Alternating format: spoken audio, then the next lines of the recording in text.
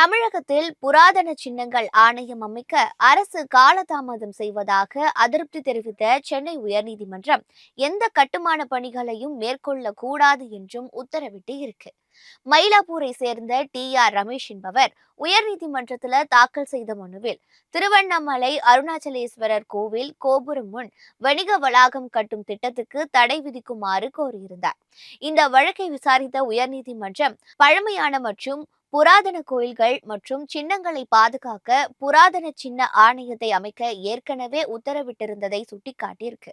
புராதன சின்னங்கள் ஆணைய தலைவர் பதவிக்கு விண்ணப்பங்களை வரவேற்று நாளிதழ்களில் ஒரு வார காலத்துக்குள் விளம்பரம் வெளியிட வேண்டும் என்றும் நீதிபதிகள் உத்தரவிட்டு இருக்காங்க.